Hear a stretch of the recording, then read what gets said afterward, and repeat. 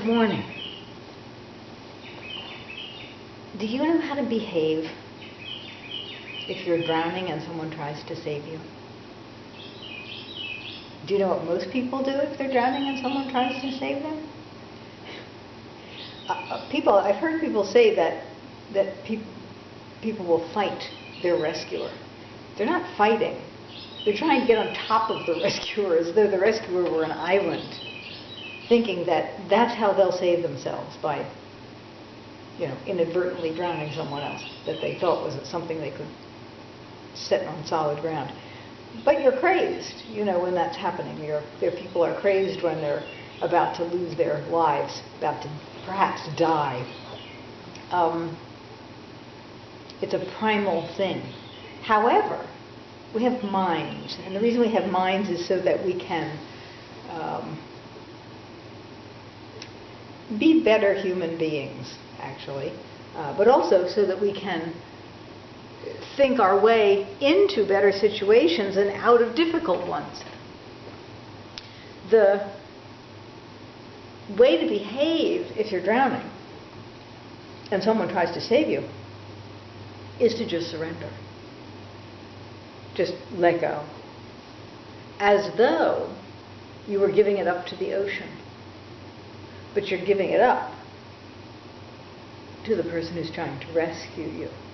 Until you give it up to the ocean, they can't rescue because you're so busy fighting. Life is like that. And that's what makes acceptance key.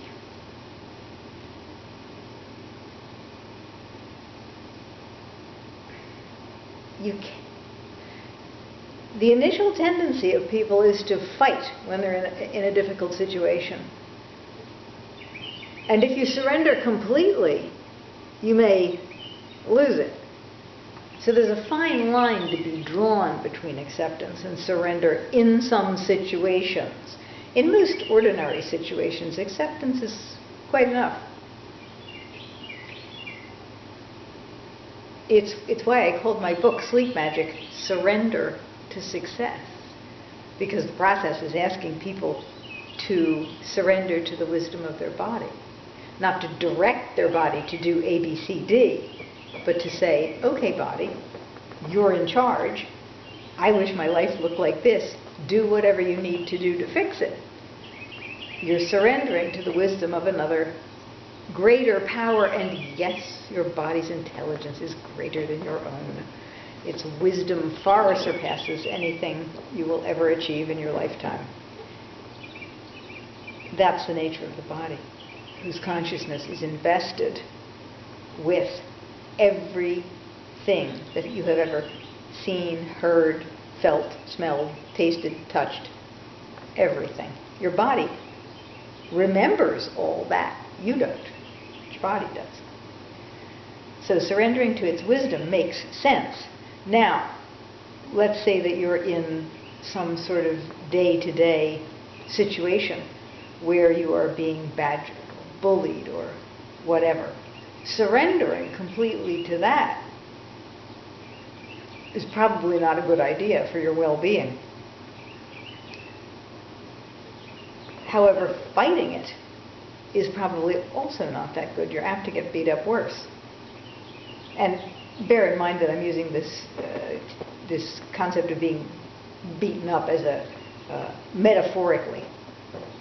One gets beaten up in many ways, not just physically. And Nipper wants his turn on the camera.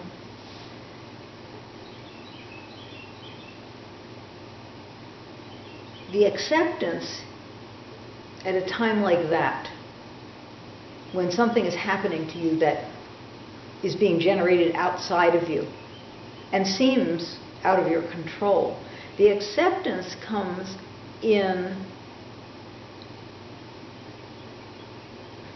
recognizing that this is the path that your spirit has chosen to follow. And then dealing with it. So, not so much fighting against it or surrendering to it, but working it. And you can only work something if you've surrendered to the idea of it. Because if you're busy fighting, that's where your energy is going. Surrender takes no energy at all. That leaves it free to do other things, like work with it. So it's an energy conservation issue. And once you have surrendered to the idea that your body is inhabited, in a sense, by a spirit being, a spirit energy, once you surrender to that, because your mind is generated by your body. Your mind isn't generated by your spirit self. Your mind comes directly out of your brain, a very physical part of you. So there is a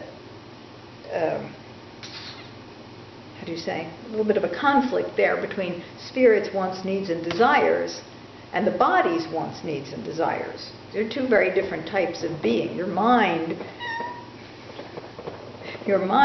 is ideally helping you to act as a mediator,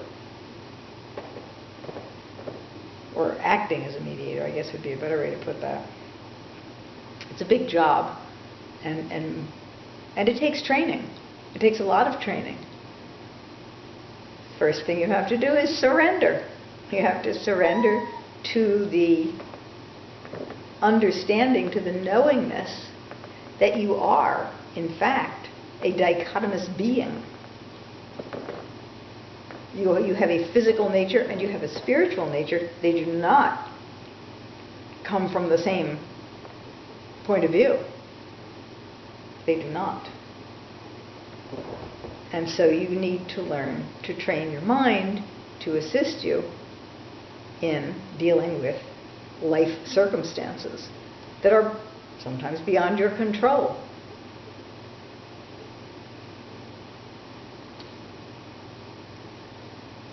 When you fight something that's fighting you, it pushes back energetically. It fights back energetically and metaphorically. Try to remember that. And make the most of what you have in the way that your mind can work to interpret your spirit's intentions on earth.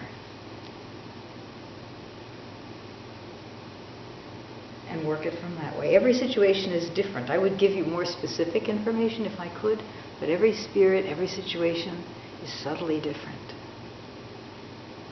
First step, though, always the same. Accept. Surrender and accept. And go from there. You know it's not easy. It gets easier, though. I promise. Okay, Nipper, say goodbye. You say goodbye. Bye. Time to go.